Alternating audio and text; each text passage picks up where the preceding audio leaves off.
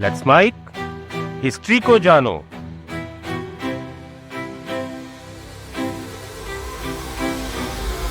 Italy के Venice शहर में एक बहुत ही पुरानी और बहुत ही पॉपुलर चर्च को हर साल लाखों टूरिस्ट देखने आते हैं। यहाँ एक पवित्र संत की हड्डियों के सामने लोग प्रार्थना करते हैं। चर्च का नाम है सेंट मार्क्स बेसिलिका, लेकिन कई लोग ये मानते हैं कि इस चर्च में ईसाई धर्म के किसी प्रचारक की अस्थियां नहीं हैं। सबूत इशारा करते हैं कि ये हड्डियां उस आदमी की हैं जिसने 32 साल की उम्र में आधी दुनिया को जीत लिया था। जी हाँ, सिकंदर महान यानी अलेक्जेंडर द ग्रेट। जून 323 ईसा पूर्व में सिकंदर की मौत तो हुई, लेकिन उसकी कहानी खत्म नहीं हुई। उसकी मौत के बाद उसकी लाश एक खजाना बन गई। इस खजाने के लिए राजाओं ने कई जंगें लड़ी, सेना ने अपने सेनापतियों से विश्वासघात किए और साम्राज्यों ने अपनी किस्मत दांव पर लगा दी। करीब 500 साल तक सिकंदर की लाश ताकत और सत्ता का चेहरा बनी रही। जिसके पास सिकंदर की लाश होती वो खुद को साम्राज्य का असली वारिस बताने लगता। उसकी लाश ने 300 सालों तक मिडिल ईस्ट और यूरोप के नक्शे को तय करने का काम किया। लेकिन सिकंदर की इस लाश की एक और साइड है। चौथी सदी के बाद सिकंदर की लाश अचानक गायब हो गई।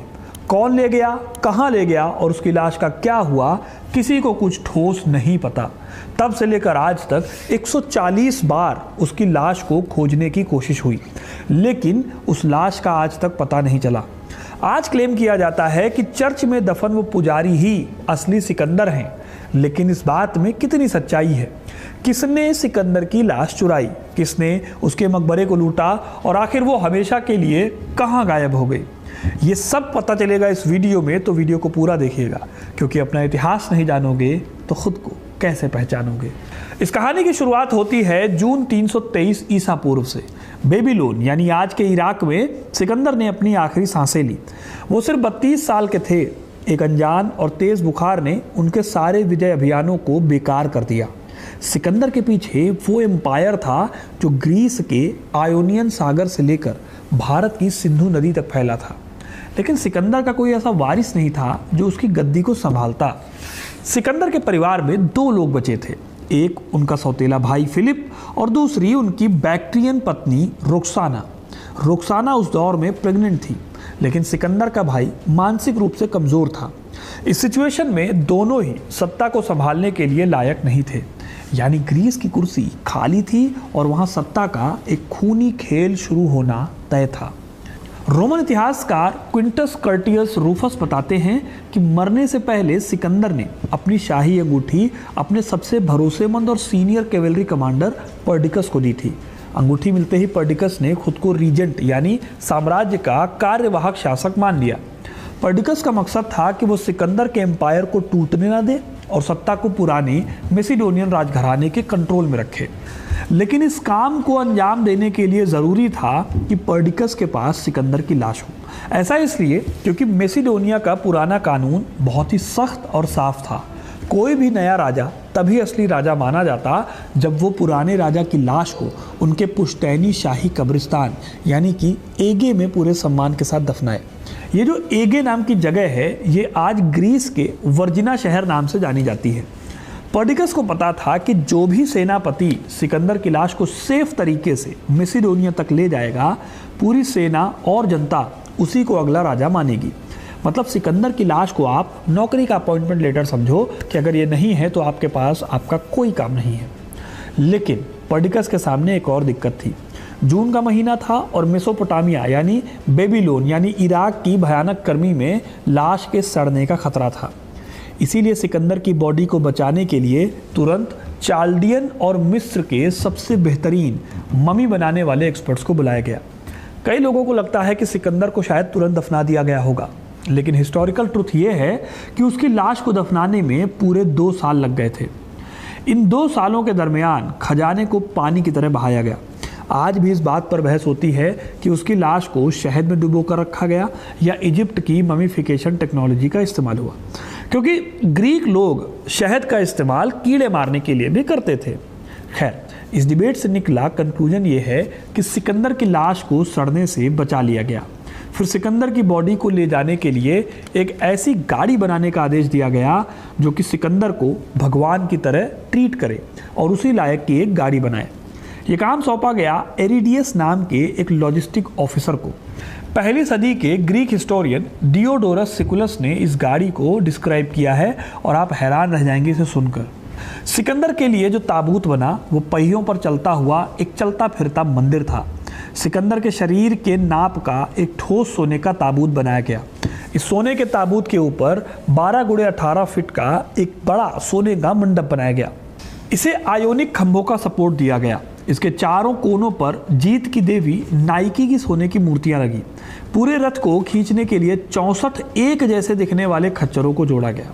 जब ये रथ चलता था तो इसमें लगे बड़े बड़े घंटे थे जो दूर से ही राजा के आने का ऐलान करते थे। एक तरह से दुनिया को दिखाने का तरीका था कि सिकंदर का साम्राज्य आज भी कितना ताकतवर और अमीर है। पर्डिकस पूरी तरह से टेंशन फ्री था कि वो इस रथ को ग्रीस ले जाएगा और सत्ता पर अपनी पकड़ पक्की कर लेगा। लेकिन पर्डिकस को ये नहीं पता था कि असली खतरा सामने से नहीं बल्कि उसके अपने खेमे से आने वाला था। जब पर्डिकस इस पूरे जुलूस की रसद और प्लानिंग में उलझा हुआ था, उसी वक्त सिकंदर के बचपन का दोस्त और उसका एक बहुत ही चालाक सेनापति टॉलेमी वन सोटोर एक अलग ही बिसात बिछा रहा था। सिकंदर की मौत के बाद टॉलेमी ने बहुत होशियारी से इजिप्ट का इलाका अपने नाम करवा लिया। टॉलेमी एक बहुत ही प्रैक्टिकल इंसान था। वो ज़मीनी हकीकत को समझता था। उसे पता था कि इतना बड़ा एम्पायर अब एक साथ नहीं रह सकता और वो मैसिडोनिया की गद्दी के पीछे भागने की बेवकूफ़ी नहीं करना चाहता था। उसका टारगेट साफ था, इजिप्ट की बेशुमार खेती पर कब्जा करना और वहाँ अपना एक इंडिपेंडेंट एम्पायर बनाना। लेकिन टॉलेमी के सामने एक बड़ी दिक्कत थी। वो एक ग्रीक था, यानी एक आउटसाइडर, और इजिप्ट की लोकल जनता उसे अपना राजा क्यों मानती, यानी कि उसे एक डिवाइन सपोर्ट की ज़रूरत थी। ये सहारा उसे मिला एक भविष्यवाणी में। सिकंदर के सबसे खास भविष्यवक्ता थे एरिस्टेंडर। एरिस्टेंडर ने एक भविष्यवाणी फैलाई थी कि जिस भी धरती पर सिकंदर की लाश दफनाई जाएगी वो धरती कभी भी कोई भी दुश्मन जीत नहीं पाएगा और वहाँ हमेशा बेहिसाब दौलत रहेगी। टॉलेमी ने सिकंदर की लाश को एक मरे हुए दोस्त की तरह नहीं बल्कि सबसे बड़े मिलिट्री और पॉलिटिकल रिक्रूटमेंट टूल की तरह देखा। उसे पता था कि सिकंदर की पुरानी सेना अपने मरे हुए कमांडर से अंधी श्रद्धा रखती है, यानी कि अगर उसके पास लाश होगी तो दुनिया के सबसे बेहतरीन लड़ाके और अच्छे खासे सैनिक खुद ब खुद इजिप्ट की तरफ चले आएंगे। टॉलेमी की इसी सोच ने इतिहास की सबसे बड़ी चोरी की नींव रखी। 321 ईसा पूर्व के आखिरी महीनों में सोने का वो बड़ा रथ जिसमें सिकंदर की लाश थी वो बेबीलोन से भूमध्य सागर की तरफ धीरे धीरे बढ़ रही थी। यहाँ से उत्तर की तरफ मैसिडोनिया मुड़ना था। लेकिन टॉलेमी ने अपने भाड़े की सेना के साथ इजिप्ट से कूच किया। इस चोरी के लिए कोई बहुत बड़ी जंग नहीं लड़नी पड़ी क्योंकि टॉलेमी ने उसी एरिडियस को खरीद दिया जिसने 2 साल लगाकर इस रथ को बनाया था। सीरिया पहुंचते ही एरिडियस ने जुलूस का रास्ता बदल दिया और सिकंदर की लाश वाला वो रथ मैसिडोनिया की ओर जाने की बजाय साउथ की ओर यानी इजिप्ट जाने लगा। इस कांड के वक्त पर्डिकस एनाटोलिया यानी आज के तुर्की में था। जब उसे खबर मिली तो उसके पैरों के नीचे से ज़मीन खिसक गई। पर्डिकस को तुरंत समझ आ गया कि टॉलेमी ने सिकंदर की लाश चुराकर उसके राजा बनने का सपना बुरी तरह तोड़ दिया है। अब ऐसी सिचुएशन में उसने वही किया जो हम और आप में से कोई भी करता। गुस्से में आकर पर्डिकस ने अपनी सेना लेकर इजिप्ट पर हमला कर दिया। वो हर हाल में सिकंदर की लाश वापस चाहता था, लेकिन ये हमला असल में एक बहुत बड़ी भूल साबित हुआ। नील नदी पर्डिकस की सेना के लिए एक कब्रिस्तान बन गई। टॉलेमी की सेना नदी के उस पार थी, यानी कि पर्डिकस की सेना को नील नदी पार करनी पड़ेगी। उसने जब अपने सैनिकों को ज़बरदस्ती नील नदी पार करने का हुक्म दिया तो उसे अंदाज़ा भी नहीं था कि उसका क्या हाल होने वाला है। नदी का फ्लो बहुत तेज़ था और पानी के अंदर कई मगरमच्छ रहते थे। प्राचीन इतिहासकारों के दस्तावेज बताते हैं कि उस भयानक दिन करीब 2000 मैसिडोनियन सैनिक या तो डूब गए या उन्हें नील नदी के मगरमच्छों ने जिंदा खा लिया। पर्डिकस की सेना का मनोबल पूरी तरह से टूट चुका था।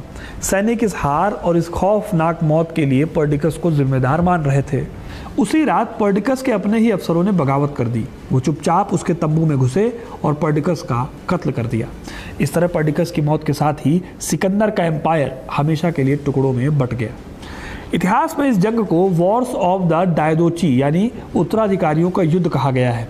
पर्डिकस खत्म हो चुका था और अब सिकंदर की लाश जो इस पूरी दुनिया की सबसे कीमती चीज़ थी वो पूरी तरह से टॉलेमी के कब्जे में थी। लेकिन ये तो बस शुरुआत थी। टॉलेमी का असली मास्टरमाइंड वाला दिमाग तो अब चलना शुरू हुआ था। वो लाश को तुरंत अपनी नई राजधानी अलेक्जेंड्रिया नहीं ले गया, क्योंकि वो शहर तो अभी बन ही रहा था। इसके बजाय उसने लाश को मेम्फिस नाम के एक शहर में रखा, जो एंशिएंट इजिप्ट के फ़ारो की राजधानी हुआ करती थी। मॉडर्न इजिप्टोलॉजिस्ट का मानना है कि टॉलेमी ने सिकंदर को दफनाने के लिए एक ऐसा खाली ताबूत यूज़ किया जो असल में मिस्र के आखिरी मूल राजा नेक्टानेबो द्वितीय के लिए बना था। असल में ग्रीक हमलावर को इजिप्ट के सबसे पवित्र शाही ताबूत में रखकर टॉलेमी ने बिना कुछ कहे इजिप्ट की जनता को मैसेज दिया कि सिकंदर ही उनका असली भगवान और फ़ारो है। इजिप्ट की जनता ने टॉलेमी की हुकूमत को एक्सेप्ट किया। फिर सालों बाद करीब 280 ईसा पूर्व में टॉलेमी सेकेंड ने सिकंदर की लाश को फाइनली अलेक्जेंड्रिया शहर में शिफ्ट कर दिया। अलेक्जेंड्रिया में सिकंदर के लिए एक बेहद आलीशान मकबरा बनाया गया, जिसे सेमा या सोमा कहा जाता था। यहाँ का सिकंदर की लाश का रोल एक बार फिर बदल गया। अब ये लाश टॉलेमी एम्पायर का सेंट्रल बैंक बन चुकी थी।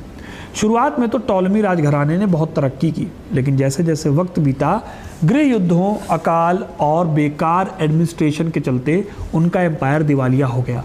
जब पैसा खत्म होने लगा तो इन राजाओं की नज़र अपने ही उस भगवान पर पड़ी जिसके नाम पर वो राज कर रहे थे। 89 ईसा पूर्व में एक बहुत ही शर्मनाक और हैरान करने वाली घटना इसी कड़ी में घटती है। उस वक्त मिस्र का राजा टॉलेमी एक्स हुआ करता था। उसके पास अपने ही भाड़े के सैनिकों को पैसा देने के लिए कुछ नहीं बचा था।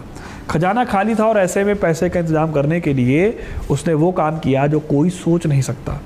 उसने सिकंदर के ठोस सोने के ताबूत को पिघला दिया।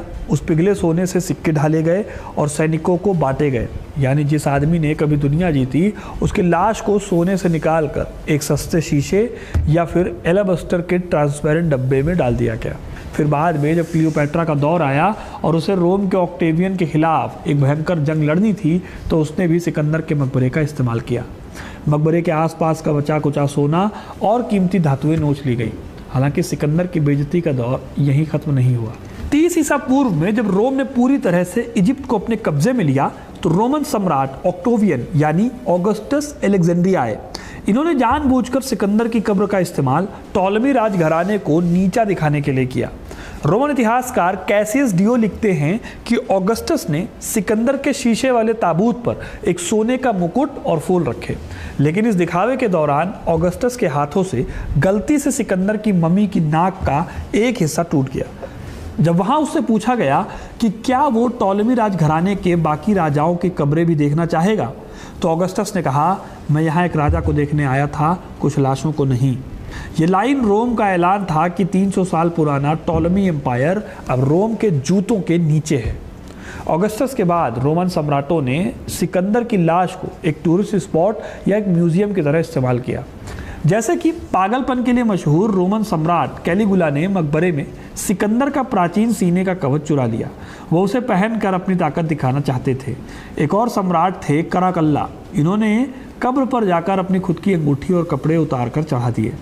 कुल मिलाकर इन रोमन्स के लिए सिकंदर एक पैमाना था जिससे वो अपनी महानता को नापते थे। लेकिन इन सब के बीच सिकंदर की लाश गायब हुई, किसी राजा से नहीं बल्कि एक नए धर्म के उदय से। 4वीं सदी के आखिर तक आते आते रोम में ईसाईयत सबसे बड़ा धर्म बन चुका था। 389 और 391 ईस्वी के बीच रोमन सम्राट थियोडोसियस प्रथम ने कुछ सख्त फरमान जारी किए। इन फरमानों के तहत पूरे एम्पायर में पैगन यानी पुरानी मान्यताओं वाले पूजा पाठ को गैर कानूनी घोषित कर दिया गया। अलेक्जेंड्रिया के कट्टरपंथी ईसाइयों के लिए सिकंदर का वो सोमा मकबरा कोई ऐतिहासिक धरोहर नहीं था। उनके लिए वो एक शैतानी और विधर्मी पंथ का सबसे बड़ा अड्डा था, क्योंकि लोग आज भी सिकंदर को भगवान मानकर पूज रहे थे। इस गलती को ठीक करना ईसाइयों के लिए बहुत ज़रूरी था। ईसाई भीड़ ने अलेक्जेंड्रिया की सड़कों पर तबाही मचा दी। पुरानी मूर्तियों को तोड़ा गया, ज्ञान के केंद्रों को जलाया गया और सिकंदर के मकबरे को ईंट दर ईंट उखाड़ कर फेंक दिया गया। जहां सिकंदर के रिमेन्स थे उस जगह का नामो निशान तक मिटा दिया गया। यह डिस्ट्रक्शन इतना भयानक था कि 400 AD के आसपास कॉन्स्टेंटिनोपल के बिशप जॉन क्राइसोस्टोम ने अपने भाषणों में लोगों से ताना मार के पूछा, बताओ कहाँ है सिकंदर की कब्र, दिखाओ मुझे। कभी इतिहास के सबसे बड़े विजेता रहे सिकंदर अब इतिहास के पन्नों से पूरी तरह गायब हो चुके थे। लेकिन क्या वो लाश सच में मिट्टी में मिल गई या उसे कहीं दफन किया गया और छिपा दिया गया? इसी सवाल ने मॉडर्न आर्कियोलॉजिस्ट की नींदें उड़ा रखी हैं। पिछले कुछ डेकेड्स में सिकंदर की कब्र ढूंढने के लिए 140 से भी ज़्यादा अभियान चलाए गए। कई लोगों का मानना है कि मकबरा आज भी अलेक्जेंड्रिया की सड़कों के नीचे दबा है। 1860 के दशक में महमूद अल फलाकी नाम के एक रिसर्चर ने एंशंट मैप्स की मदद से यह दावा किया कि सिकंदर का मकबरा आज की नबी डैनियल मॉस्क के ठीक नीचे मौजूद है। फलाकी ने मस्जिद के नीचे बनी सुरंगों में खुदाई की और वहाँ पत्थरों के कई सीक्रेट रास्ते भी मिले, लेकिन धार्मिक भावनाओं का हवाला देते हुए प्रशासन ने अचानक वो खुदाई रुकवा दी और सुरंगों को हमेशा के लिए सील कर दिया।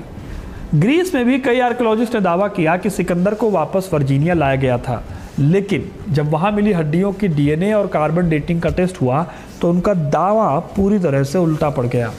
असल में वो हड्डियाँ सिकंदर के दौर से भी कई दशक पुरानी निकली। ऐतिहासिक सबूत इस बात को सिरे से खारिज करते हैं कि सिकंदर की लाश कभी यूरोप पहुँच पाई थी वापस दोबारा। लेकिन अगर लाश अलेक्जेंड्रिया में नहीं है तो ग्रीस में भी नहीं है, तो सवाल उठता है कि वो गई कहाँ? इसी सवाल से शुरू होती है मॉडर्न हिस्ट्री की सबसे कंट्रोवर्शियल और हैरान करने वाली थ्योरी, जिसे द वेनेशियन थ्योरी कहा जाता है। ब्रिटिश हिस्टोरियन एंड्रयू चुक ने पुरानी तारीखों और घटनाओं का एक ऐसा पैटर्न ढूंढा जो किसी को भी सोचने पर मजबूर कर देगा। रिकॉर्ड्स बताते हैं कि 390 ईस्वी में ईसाई हमलों के बाद सिकंदर की लाश का जिक्र अचानक से हर किताब और हर रिकॉर्ड से गायब हो जाता है। इस घटना के ठीक 2 साल बाद यानी 392 ईस्वी में उसी अलेक्जेंड्रिया शहर में अचानक से ईसाई संत सेंट मार्क की ममीफाइड लाश जादुई तरीके से प्रकट हो जाती है। एंड्रयू चुक का तर्क है कि जब ईसाई भीड़ सिकंदर के मकबरे को तोड़ने आ रही थी तो अलेक्जेंड्रिया के लोकल लोगों ने सिकंदर की लाश को बचाने के लिए एक बहुत बड़ा धोखा दिया। उन्होंने उस पैगन राजा की लाश को ईसाई संत की लाश बताकर छिपा लिया। ये धोखा फिर कई सदियों तक चलता रहा। किसी को डाउट तक नहीं हुआ कि जिस संत की वो पूजा कर रहे हैं वो असल में एक ग्रीक योद्धा है। फिर साल 828 एडी में वेनिस के कुछ व्यापारियों ने अलेक्जेंड्रिया से सेंट मार्क की इस लाश को चुरा लिया और इसे इटली ले गए, जहां आज का सेंट मार्क्स बेसिला खड़ा है। एंड्रयू चुक की इस थ्योरी का सबसे स्ट्रॉन्ग पार्ट एक पत्थर है। वेनिस के इस चर्च की नींव एक स्टार शील्ड ब्लॉक से मिलता है। इस ब्लॉक पर मैसिडोनियन डिज़ाइन बना है। जब इस पत्थर को नापा गया तो इसके डायमेंशंस ब्रिटिश म्यूजियम में रखे इजिप्ट के राजा नेक्टा नेबो द्वितीय के ताबूत से मिलीमीटर दर मिलीमीटर मिलता है। दोस्तों, ये वही ताबूत है जिसके बारे में माना जाता है कि टॉलमी ने सिकंदर को मेम्फिस में दफनाने के लिए इस्तेमाल किया था। क्या ये महज एक इत्तेफाक हो सकता है या फिर सच्चाई ये है कि पिछले 1200 सालों से लाखों लोग जिस जगह को ईसाई धर्म का एक पवित्र केंद्र मानकर वहाँ अपने घुटने टेक रहे हैं वो असल में उसी सिकंदर की कब्र है जिसने कभी अपनी तलवार के दम पर देवताओं की सत्ता को चैलेंज किया था। कैथोलिक चर्च ने आज तक उन मिस्टीरियस हड्डियों की आज़ाद डीएनए या कार्बन टेस्टिंग की इजाज़त नहीं दी है। शायद वो भी इस डर में जीते हैं कि अगर सच सामने आ गया तो इतिहास के कई पन्ने दोबारा लिखने पड़ेंगे। आज सिकंदर की बॉडी भले गायब हो, लेकिन सत्ता और लालच और उसके साथ धोखे की जो कहानी उसने अपने पीछे छोड़ी वो आज भी हमारे समाज और राजनीति में कहीं ना कहीं जिंदा है। तो दोस्तों, ये थी कहानी सिकंदर के लाश के गायब होने की और वो लाश आज तक क्यों नहीं मिली इसके बारे में। आपको ये वीडियो कैसा लगा कमेंट करके ज़रूर बताइए। वीडियो को लाइक और शेयर करना ना भूलें और इंटरेस्टिंग कहानियों के लिए, इतिहास से जुड़े रहने के लिए हिस्ट्री कनेक्ट को सब्सक्राइब जरूर करें। बहुत बहुत धन्यवाद।